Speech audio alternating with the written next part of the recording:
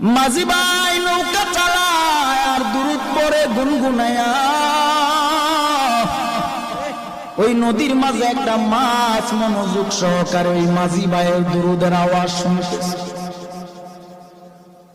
হঠাৎ এক জেলে এসে ওই মাছটাকে মেরে নিয়ে গেল। নিয়ে যাওয়ার পর বাজারে নিল, বাজারে নেওয়ার পরে বিক্রি করে। মাছটা মনোযোগ সহকারে নবীর দুরূদ শুনতেছে, আর ওই দিক দিয়া জেলে ভাই মাছটাকে ধরে নিয়ে গেলেন বাজারে বিক্রি করে। হঠাৎ করে আবু বকর বাজারের দিকে গেলেন, বাজারে যাইয়া মাছটা ক্রয় করলেন। নবীজিকে রহমাতুল লিল আলামিনকে দাওয়াত করেছে আবু বকরের বাড়িতে নবী খেতে আসবে। সুবহানাল্লাহ। আবু বকরের বাড়িতে আমার নবী খেতে আসবেন।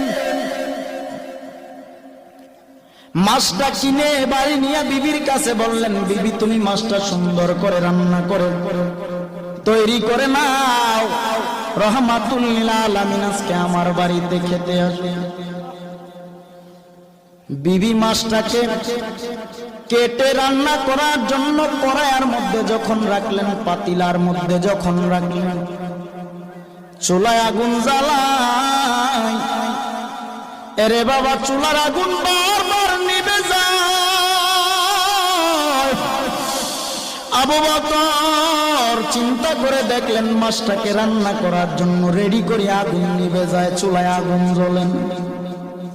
নবীকে দাওয়াত করেছি, নবী খাবে, কিন্তু মাছ রান্না করতে না পারলে নবী খাবে কিভাবে? আবু বকর নবীকে দাওয়াত করলেন, রহমাতুল লিল আলামিন চলেন একটু আমার বাড়িতে যাবেন। নবী গেলেন।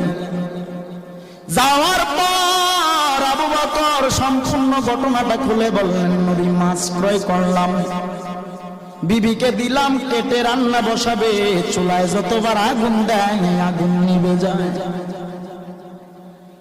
আল্লাহর নবী রহমাতুল লিল আলামিন ডেকে বলেন, ও আবু বকর, দুনিয়ার আগুন কেন জাহান্নামের আগুন মাছটাকে পোড়াতে পারবে না?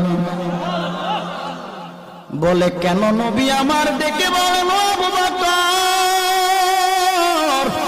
মাঝি নদীর মধ্যে আমি নবী প্রেমে পাগল হয়ে দুরূদ শরীফ এই মাছটা মনোযোগ দিয়ে আমি নবী দুরূদের আওয়াজ শুনে